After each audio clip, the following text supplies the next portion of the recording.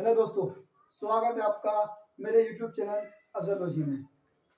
Political की इस class में आज हम शासन के प्रकार पढ़ने वाले हैं। उससे पहले एक चीज बता दूं आपको, हम राज्य के आवश्यक तत्व के बारे में ही पढ़ेंगे, फिर हम शासन के प्रकार के बारे में जानेंगे। ठीक है, सबसे पहले हम बात करते हैं राज्य के आवश्यक तत्व। ठीक है, राज्य के आवश्यक तत्व। मेरा कहना मतलब यहाँ पे क्वेश्चन ये है, क्वेश्चन कहना चाह रहा है कि राज्य जो है वो किन किन तत्व से मिलकर बनता है। ठीक है, राज्य किन तत्वों से मिलकर बनता है। यहाँ पर मैं आपकी एक डाउट क्लियर कर दूं। मैं आप सोच रहे हो कि मैं देश की बात क्यों नहीं कर रहा हूँ, राज्य की बात क्यों कर रहा हूँ, फिर देश पढ़ना चाहिए था।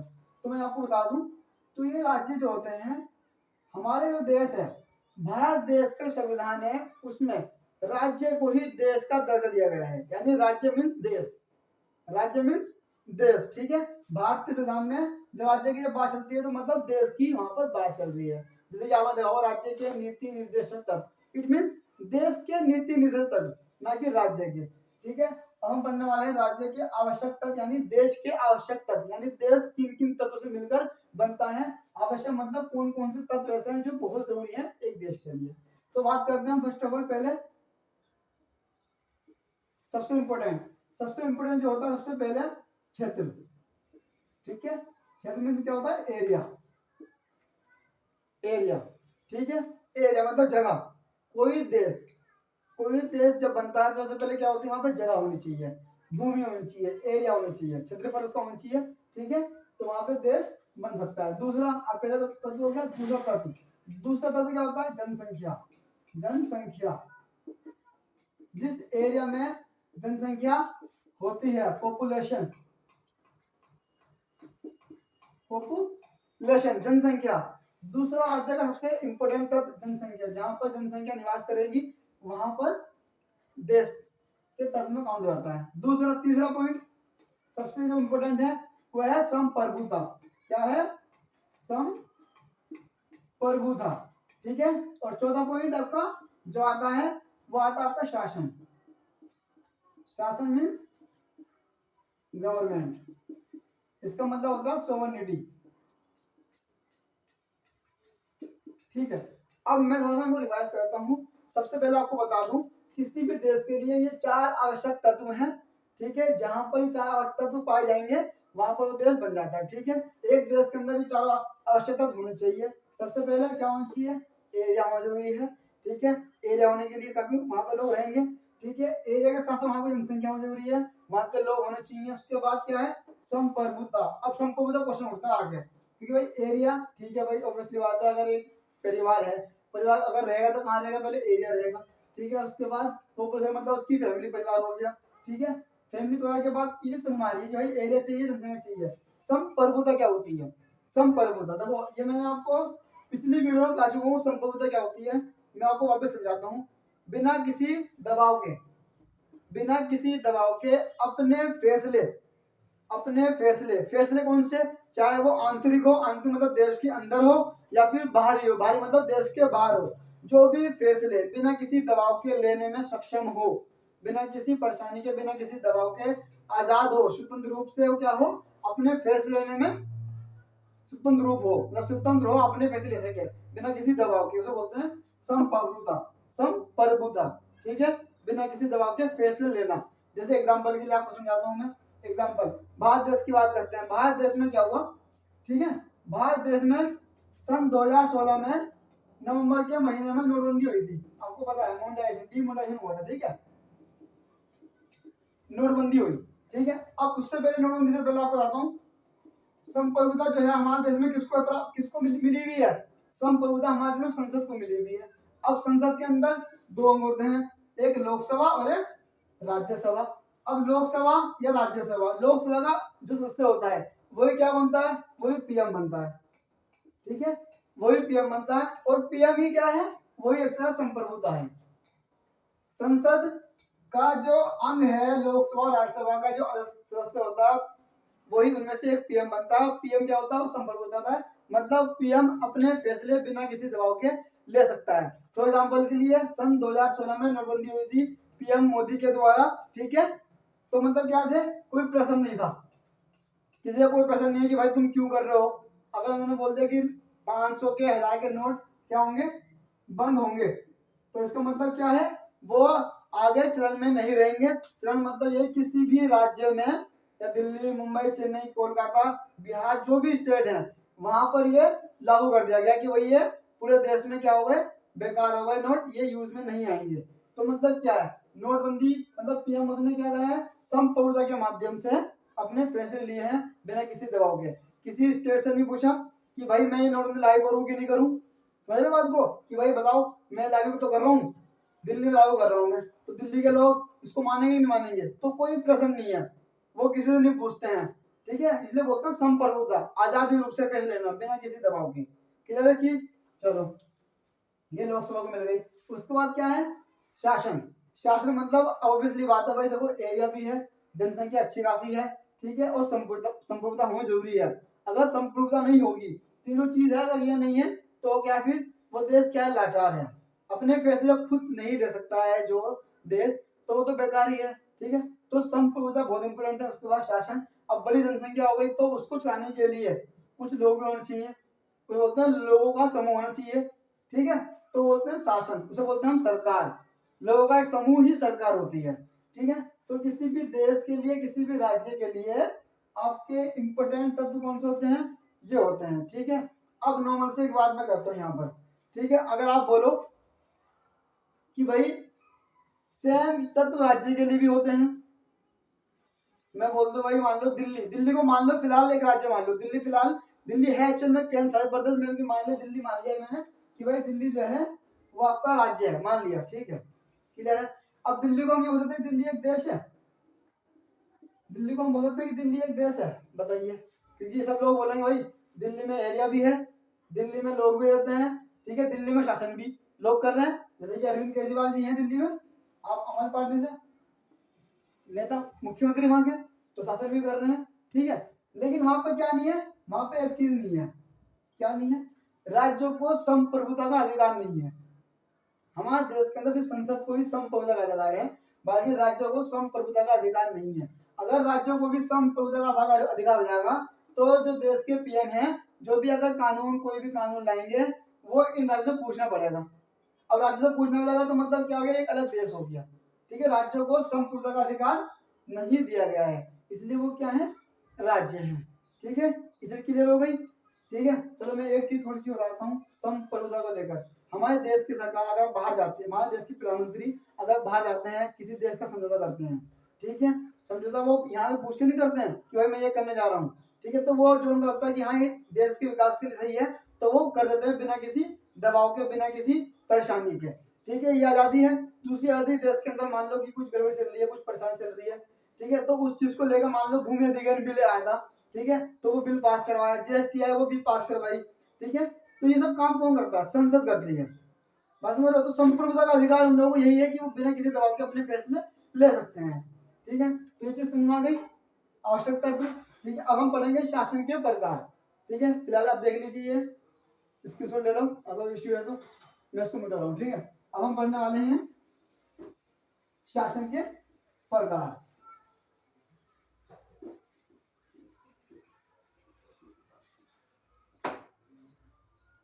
तो हम शासन के प्रकार पढ़ेंगे, शासन के कितने प्रकार होते हैं। मैंने आपको बताया शासन में सरकार, सरकार कितनी तरह की होती है। ठीक है, तो उससे पहले बात करते हैं हम यहाँ पे। पहली सरकार होती है जो दुनिया भर में पाई जाती है, राजतंत्र। क्या, राजतंत्र। ठीक है, मतलब एक ऐसी सरकार जिसमें केवल राजाओं का शासन चलता हो। कौन सरकार, एक ऐसी सरकार जिसमें राजाओं का शासन करता हो, राजा का बेटा ही राजा बनेगा, राजा का बेटा कैसे बनेगा, उसे बोलते हैं वंशानुगत। क्या बोलते हैं, वंशानुगत सरकार या शासन बोल सकते हो, कि भाई वंश जिसका जो बेटा होगा राजा का वही राजा बनेगा। ठीक है, ये आपको कहाँ मिलेगा देखने को, ये आपको ज्यादातर मिलेंगे अरब देशों में देखने को मिलेंगे। कहाँ पर, अरब देशों में ये चीज देखने को मिलती है, वहां पर राजाओं का शासन करता है, राजतंत्र बोलते हैं राजाओं का शासन। ठीक है, अब दूसरा जो इसका प्रकार है, वो दूसरा प्रकार है इसका तानाशाही। क्या है, तानाशाही। अब तानाशाही कौन होते हैं, मैं आपको पहले समझाऊं तानाशाही का मतलब क्या होता है। तानाशाही का मतलब होता है कि जिस देश के अंदर सरकार अच्छी खासी काम कर रही हो, लेकिन उस सरकार को हटाकर जो वहां की मिलिट्री होती है वो अपने कब्जे में ले लेती है शासन, वो अपनी मर्जी से क्या करती है, शासन करती है, उसको रोकने टोकने वाला नहीं होता है। तो तानाशाही का दूसरा नाम क्या हो गया, सैनिक शासन, जहां पर सेनाओं की चलती है, सैनिक शासन। ठीक है, सैनिक शासन। जैसे कि एग्जांपल क्या बता दूं, पाकिस्तान, हमारा पड़ोसी देश पाकिस्तान, सन 1998 में क्या हुआ था आपको बताता हूँ। सन 1998 में पाकिस्तान के जो पीएम थे उनका नाम था आपका नवाज शरीफ। ठीक है, नवाज शरीफ उनका नाम था। तो हुआ क्या, नवाज शरीफ को जो वहां के सैनिक के जनरल थे, जनरल परवेज मुशर्रफ, ठीक है, परवेज मुशर्रफ, उस टाइम पर ये सैनिक के सबसे बड़े ऑफिसर थे, जनरल थे, और वहां के जो पीएम थे वो थे आपके नवाज शरीफ।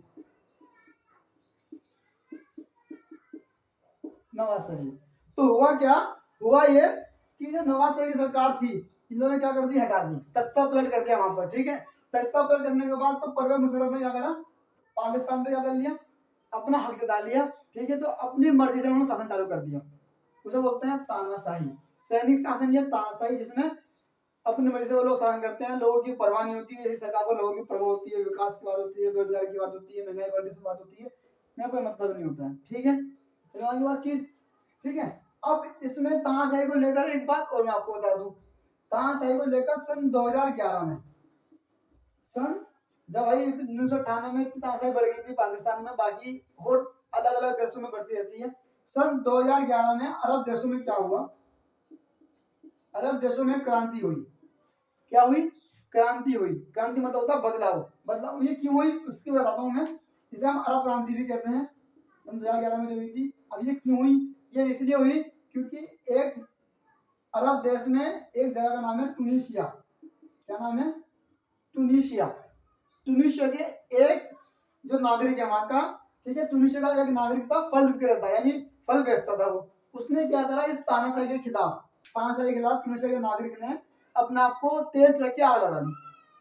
ठीक है, जब उसने अपने आप को आग लगी तो क्या हुआ, उस आग को देखते हुए जनता ने उस चीज को देखा, तो जनता ने तानाशाही के खिलाफ क्या कर दिया, क्रांति चालू कर दी, विद्रोह चालू कर दिया तानाशाही के खिलाफ, सिर्फ एक की वजह से, कि अगर ये आज मरा है तानाशाही की वजह से, आने वाले देशों में पता नहीं कितने लोग मर सकते हैं खुद को।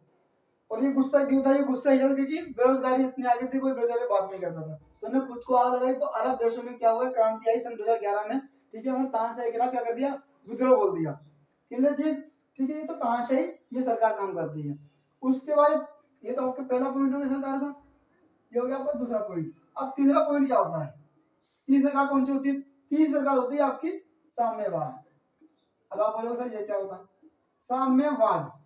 साम्यवाद का मतलब होता है जहां पर ज्यादातर काम सरकारी के हाथ में होते हो, सरकार के हाथ में होते हो। किसके हाथ में होते हो, सरकार के हाथ में होते हो, सरकारी काम होते हो। ठीक है, सरकारी काम होते हो, प्राइवेट का मतलब नहीं है। ठीक है, समझो तो साम्यवाद, जहां पर सारे काम सरकारी होते हो, प्राइवेट काम वहां पर नहीं होते हो। ठीक है, और दूसरा साम्यवाद की एक विशेषता और है, यहाँ पर केवल एकल पार्टी ही पाई जाती है। क्या पाई जाती है, केवल एकल पार्टी पाई जाती है। यहाँ पर केवल एक ही पार्टी पाई जाती है, जैसे कि भारत देश में आम आदमी party, Congress party, BJP party, Trinamool Congress party, बहुत सी पार्टी पाई जाती है। यहाँ पर बहुत सारी पार्टी है, बहुत देश हमारा। ठीक है, लेकिन साम्यवाद जहाँ पर अपनाते हैं, शासन जो साम्यवाद का होता है, वहां पर केवल एक पार्टी पाई जाती है, वहां पर सारे काम सरकारी होते हैं। ठीक है, एग्जाम्पल के लिए चाइना, एग्जाम्पल के लिए चाइना, चाइना में केवल एक ही पार्टी है, communist party of China, communist party of China. ठीक है, कम्युनिस्ट पार्टी ऑफ चाइना, वहां पर एक ही पार्टी, वहां पर एक ही पार्टी ही का चुनाव होता है, वो जीत जाती है, तो नाम की जगह बोल गई। तो ये साम्यवाद हो गया। ठीक है, इसमें एक चीज और जोड़ता हूँ पहले, यूएसएसआर, यूएसएसआर सन 1991 से पहले, सन 1991 से पहले यूएसएसआर भी साम्यवाद ही था। क्या था, साम्यवाद ही था। वहां पर सारा काम सरकारी होते थे, वहां पर केवल एक ही पार्टी थी। और ये यूएसआर जो था, ये ग्रुप था 15 देशों का। कितना देशों का, 15 देशों का ग्रुप था। अब आप बोलोगे सर ये यूएसए क्या था, मैं बताता हूँ, इसकी फुल फॉर्म सुन लो पहले। यूएसए मतलब होता है union of Soviet socialist Republic. अगर मैं हिंदी में बात करूं तो हिंदी का बात करूं तो क्या नाम हो गया, सोवियत संघ। सोवियत संघ 1991 से पहले साम्यवाद था। 1991 के बाद सोवियत संघ क्या होगा, टुकड़े हो गए। ये सोवियत संघ क्या होगा, विघटन हो गया। इसके बाद बचा कौन, रसिया, रूस बचा। कौन बचा, रूस बचा, जो इसका प्रमुख बनाया गया टूटने के बाद। तो क्लियर हो गया साम्यवाद क्या होता है। ठीक है, अब जो हम बात करने वाले हैं, थोड़ा सा मैं यहाँ से रेस कर रहा हूँ। ठीक है, ये हल्का सा रेस कर देता हूँ मैं, ये रेस करने के बाद वो रख देते हैं। ठीक है, ये मैं रेस कर देता हूँ। अब हम बात करते हैं चौथे पॉइंट की, शासन का चौथा प्रकार कौन सा है। ठीक है, चौथा प्रकार है गणतंत्र, गणतंत्रवाद, गणतंत्रवाद। अब आप बोलोगे सर ये गणतंत्रवाद क्या होता है। अरे भाई याद करो, भारत देश के अंदर 26 जनवरी क्यों मनाते हैं हम, गणतंत्र दिवस बोलते हैं, रिपब्लिक डे बोलते नहीं बोलते हैं। तो भारत देश क्या है, गणतंत्र है। ठीक है, अब गणतंत्रवाद क्या होता है, गणतंत्रवाद ये होता है जहां पर देश के प्रमुख का चुनाव होता है। क्या होता है, देश के प्रमुख का चुनाव होता है। देश का प्रमुख कौन होता है, राष्ट्रपति होता है। कौन होता है, राष्ट्रपति होता है, राष्ट्रपति देश का प्रमुख होता है। और गणतंत्र का एक मतलब होता है, जैसे कि मैंने आपको बताया था, राजतंत्र के अंदर क्या होती है, शासन, वंशानुगत शासन होता है। जबकि गणतंत्र में क्या होता है, वंशानुगत शासन नहीं होता है, वंशानुगत शासन नहीं होता है। ठीक है, यहाँ पर क्या होता है, यहाँ पर देश के प्रमुख का क्या होता है, चुनाव होता है। और चुनाव कैसे होता है, चुनाव आपको पता ही है राष्ट्र में कैसा होता है, अप्रत्यक्ष होता है, समानुपातिक प्रतिनिधि माध्यम से होता है। ठीक है, वो बात की बात करेंगे। तो देश के प्रमुख यानी राष्ट्रीय चुनाव होता है। यहाँ पर गणतंत्र में यहाँ पर सब शासन होता है, वो वंशानुगत नहीं होता है। नहीं एक राष्ट्रपति बनेगा तो राष्ट्रपति बड़े राष्ट्रपति बनेगा, ऐसा कुछ नहीं है। ठीक है, ये चीज क्लियर हो गई गणतंत्र की। अब इसमें एक और जो लास्ट शासन का प्रकार होता है वो होता है आपका लोकतंत्र। ठीक है, लोकतंत्र। अब आप बोलोगे लोकतंत्र क्या होता है, आपने सुना होगा अब्राहम लिंकन के बारे में, पढ़ा ही नहीं पढ़ा है, उन्होंने क्या कहा था, the government for the people by the people, याद है। ठीक है, तो ये लोकतंत्र यानी लोकतंत्र लोगों का, लोगों के लिए, लोगों के द्वारा किया गया शासन लोकतंत्र कहलाता है। लोगों का समूह, लोगों जो लोग अपनी मर्जी चाहें उसे लोकतंत्र बोलते हैं, जहाँ पर लोगों का शासन होता है, जनता का शासन होता है। ठीक है, जैसे कि यहाँ पे जनता शासन नहीं है, न यहाँ पे था, न यहाँ पे था, न यहाँ पे था। अब जनता की बात यहाँ पर आ रही है। तो लोकतंत्र का मतलब क्या हो गया, जनता का शासन। ठीक है, इसमें एक इंपॉर्टेंट बात क्या होती है, इसमें शासन जो होता है, शासन का जो प्रमुख होता है, शासन का जो प्रमुख होता है, कौन होता है प्रमुख, पीएम होता है। कौन होता है, पीएम होता है। ठीक है, पीएम होता है। तो पीएम का भी यहाँ पे क्या होता है, चुनाव होता है। क्या होता है, पीएम का भी यहाँ पर चुनाव होता है। बात समझ आ रही है। ठीक है, गणतंत्र में क्या होता है, देश के प्रमुख का चुनाव होता है। लोकतंत्र में शासन के प्रमुख का चुनाव होता है, जिसे बोलते हैं प्रधानमंत्री। बात क्लियर हो गई। लोकतंत्र किसे बोलते हैं, लोकतंत्र जनता का शासन होता है, जिसमें जनता अपनी मर्जी से अपने नेता चुनती है और उनसे काम करवाती है। अगर वो काम नहीं करता, अगले 5 साल बाद को चेंज कर देती है। रही बात 5 साल की, हर देश में अलग अलग होता है। जैसे कि स्विट्जरलैंड में वहां पर 1 साल के चुनाव चुनते हैं। ठीक है, तो कोई कंफर्म नहीं किसी में 5 है, किसी में 6 है, किसी में 1 है। ठीक है, चलो ये होगी बात क्लियर। अब हम बात करने वाले हैं लोकतंत्र की, चीज क्लियर हो गई। अब क्वेश्चन उठ के यहाँ पे आता है कि लोकतंत्र जो है, लोकतंत्र के भी 2 टाइप होते हैं भाई। क्या होते हैं, लोकतंत्र के भी 2 टाइप होते हैं। अब लोकतंत्र के 2 टाइप कौन से होते हैं, तो वो भी पढ़ लेते हैं हम। ठीक है, मैं इसको रेस कर रहा हूँ। ठीक है, क्योंकि हम लोकतंत्र के बारे में पढ़ेंगे अब, तो मैं इसको यहाँ से रेस कर देता हूँ भाई। और जिसको भी डाउट हो वीडियो को आराम से बेक करके या रोक के पोस्ट करके देख सकता है। तो हम पढ़ने वाले हैं लोकतंत्र के डाउट। ठीक है, लोकतंत्र के प्रकार पढ़ेंगे हम, लोकतंत्र के प्रकार पढ़ेंगे। लोकतंत्र 2 प्रकार के होते हैं, एक डायरेक्ट लोकतंत्र डेमोक्रेसी और एक इनडायरेक्ट डेमोक्रेसी। अब आपके दिमाग में क्वेश्चन आना चाहिए कि भारत देश के अंदर कौन सा लोकतंत्र है, पता है आपको, देखो समझते हैं पहले। ठीक है, 2 लोकतंत्र हैं, एक आपका प्रत्यक्ष हो गया, एक आपका अप्रत्यक्ष हो गया। ठीक है, अप्रत्यक्ष भी 2 होते हैं, वो आगे बढ़ेंगे थोड़ा सा, पहले ये समझ लेते हैं प्रत्यक्ष मतलब क्या होता है।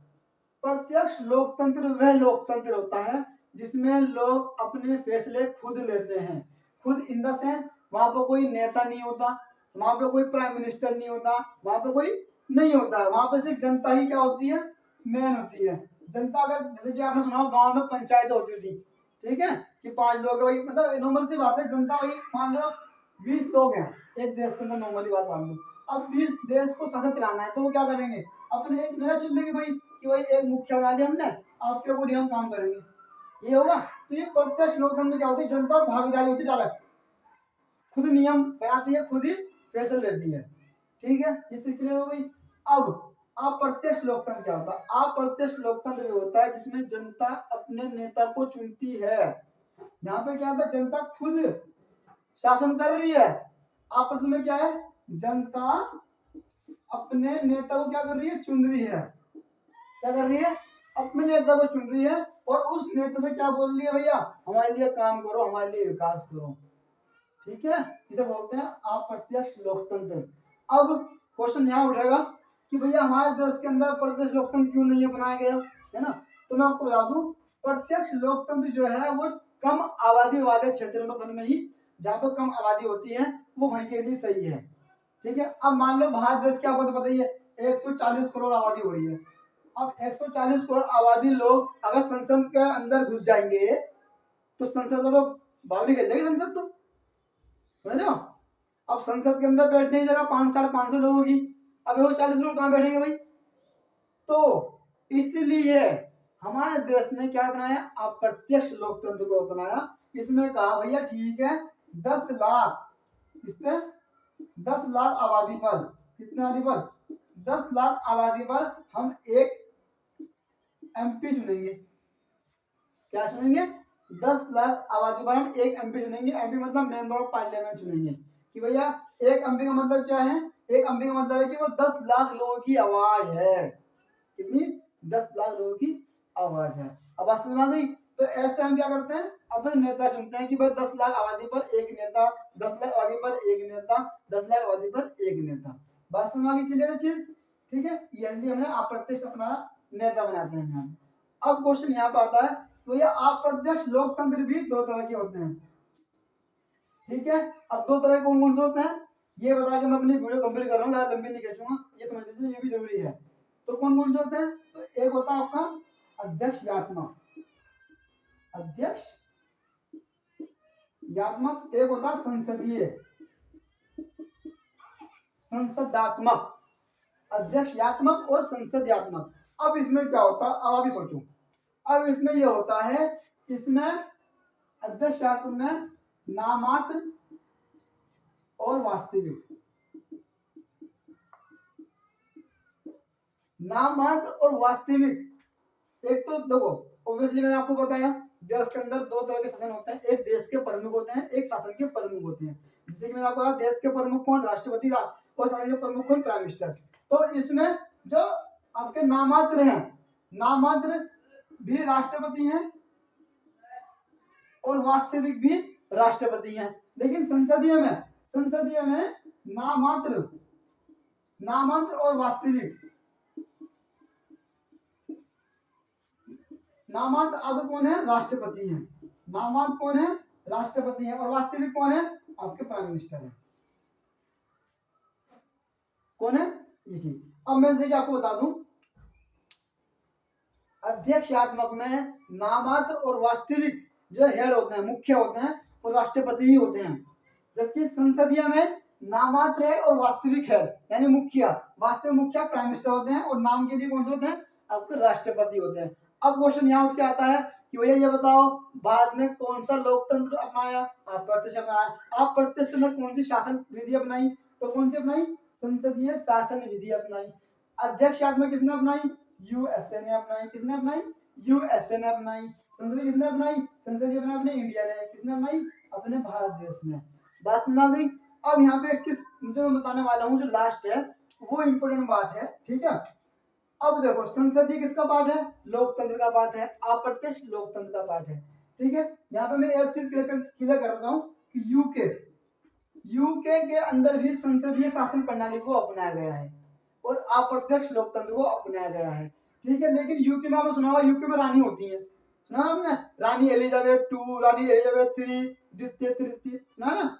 तो रानी एलिजाबेथ, तो वहां पे लोकतंत्र होने के बाद राजतंत्र कैसा आ गया? अब ये बोलूँ ना, राजा रानी तो राष्ट्र में काम करते हैं, तो वहां पे क्या हुआ, वहां की सरकार ने क्या दिमाग लगाया, उनने लगाया कि भाई संसदीय शासन में एक नाममात्र हेड होता है और एक वास्तविक हेड होता है। एक काम करते हैं, जो नाममात्र हेड होता है उसको यूके में रानी बना देते हैं। क्या करते हैं, उसको रानी बना देते हैं। भाई तू नाममात्र की रहेगी, रानी पद पे बैठे, तुझे ऐशो आराम मिलेगा भरपूर मात्रा में, तू कुछ मत कर भैया, लेकिन तू रानी बन। और वास्तविक बना दिया वहां के पीएम को। तो मतलब कहने का ये है, तो इंग्लैंड ने, ब्रिटेन ने दिमाग ऐसा लगाया कि उसने राष्ट्र लोकतंत्र के अंदर ही राष्ट्रतंत्र स्थापित कर दिया और किसी को समझ में भी नहीं आया। ठीक है, तो ये कुछ मेरे शासन के प्रकार थे, कुछ लोकतंत्र के प्रकार थे। ठीक है, और राज्य के आवश्यक तथ्य मैंने आपको बताए हैं। ठीक, तो आज की वीडियो यहाँ तक रखते हैं। ठीक है, नेक्स्ट वीडियो में आपको मैं बताऊंगा। धन्यवाद।